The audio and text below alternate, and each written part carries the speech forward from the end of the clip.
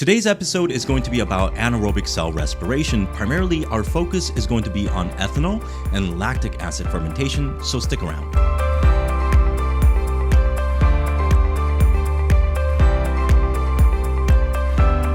Hi everyone, my name is Mikey from Aevo Prep Academy, and you're joining us here today as a follow-up to our previous episode on aerobic cell respiration. In that video, we talked all about the cell respiratory process ending with oxidative phosphorylation, where oxygen acted as the final electron acceptor to remove those electrons from protein complex 4. If you're not familiar with the concept of aerobic cell respiration, I highly suggest you study that on your own before watching this video, or simply watch the video that we've linked in the description below to get caught up on what we're talking about here today.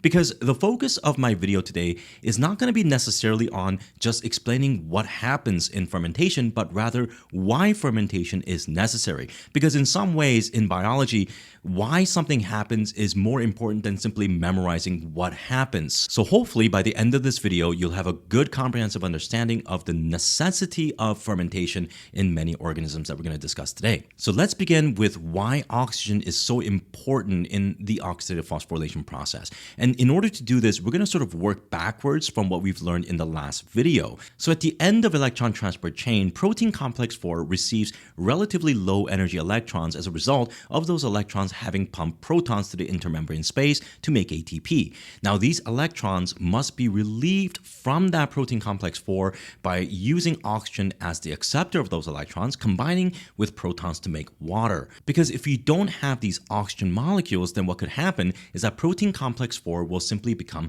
saturated with electrons. And that means that at some point, cytochrome C will no longer be able to reduce or give electrons to protein complex 4. And as such, cytochrome C will become itself saturated with electrons. And that will work all the way up until protein complex 1 and 2, which would then be fully saturated with electrons. Now, why is that such a problem? Well, let's see. Firstly, we don't have the electron transport chain operating, meaning that we don't build that chemoosmotic potential of protons to make ATP. But more importantly, those NADH and FADH2 molecules, which are those electron carriers, will no longer be able to drop off those electrons at protein complex 1 and 2. And the end result of that is the lack of regeneration of NAD+ and FAD. Once all of those NAD+ and FAD are locked up as NADH and FADH2, then something really bad happens. You see, the citric acid cycle requires those NAD+ and FAD in order to dump those electrons that we're oxidizing from the substrates of the Krebs cycle. But if NAD+ are not available on account of the fact that they're all locked up as NADH, and the same thing for FAD, then ultimately the citric acid cycle will also stop. And the problem doesn't just end there. When the citric acid cycle stops, that means acetyl-CoA can no longer drop off those 2 carbons, relieving coenzyme A to be free to bring additional pyruvates into the mitochondria. So once the Krebs cycle stops, all of the coenzyme A are stuck on acetyl-CoA without being relieved in order to allow for pyruvate oxidation to occur. And what that means is that the mitochondria will effectively close its doors to any additional pyruvates that are coming in. And there we have a massive problem, because remember that in the entirety of the aerobic cell respiration process, we only make 2 ATPs from glycolysis. The remaining 28 to 30 ATPs are created during the citric acid cycle and oxidative phosphorylation, which all take place within the mitochondrion.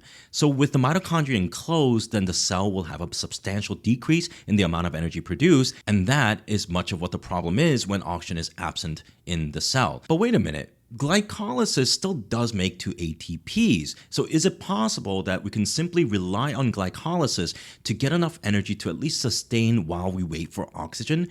Well, maybe, because we do know that glycolysis in its own is an anaerobic process, and it can in fact make 2 ATPs per turn.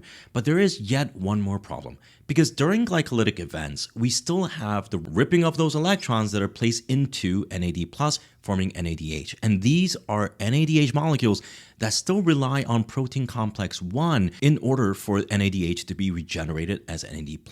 But here's the thing. If there's a way that we can regenerate NAD+ from NADH within the cytoplasm without relying on the mitochondria, maybe we could somehow make this glycolysis create 2 ATPs per turn without having to worry about NADH buildup and the lack of NAD plus regen. And that is where fermentation comes in. And for fermentation, I'm going to talk about ethanol fermentation first. That happens in yeast cells. And here is where we're going to start. Because if we know that the mitochondria is going to be closed anyway, then this pyruvate that we create at the end of glycolysis is really of no use for us because it cannot be oxidized into the mitochondria anyway.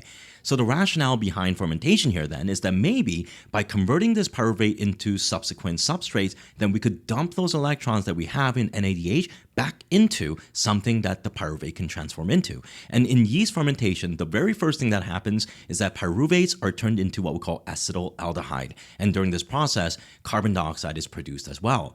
And after acetaldehyde is produced, then through an enzymatic reaction, we can dump those electrons that are being held by NADH into acetaldehyde, creating what we call ethanol, thereby regenerating NAD+. And as this diagram shows, as we do this, we're able to continue to dump electrons into pyruvate that we don't need anyway, regenerating NAD+, allowing us to at least make 2 ATPs per glucose per turn. Now, of course, for yeast cells, this might be completely okay. These are mostly unicellular organisms that don't rely on a ton of ATPs to maintain their cells. So for them, having a little bit of ATPs being produced for glucose is still good enough until they find a source of oxygen again. However, what happens in animals?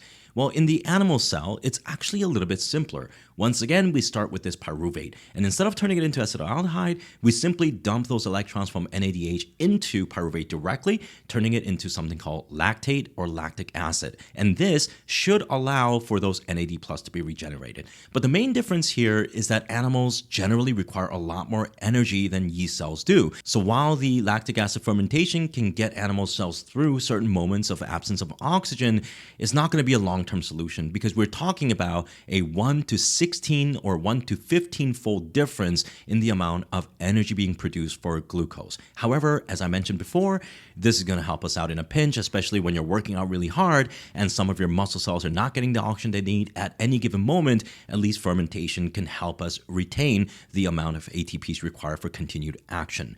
So one of the main things that I want to clarify here, guys, is that fermentation is not solely about the production of ATP. In fact, it's glycolysis that's actually making the ATP. What fermentation really is focused on is the regeneration of NAD+ from NADH because of the absence of protein complex 1 that is supposed to do that originally, but is incapable of doing so because of electron saturation. So hopefully the rationale as well as what happens during the fermentation process can be a little bit more clear for you guys after having watched this video. If you enjoy content like this, be sure to subscribe to our channel and click the like button so we know what kind of content you guys enjoy to continue bringing either these types of short form content or the long form lecture series that we also produce on this channel. But for today, that'll be it. We'll see you next time. My name is Mikey from Aerobic Prep Academy. Have a great day.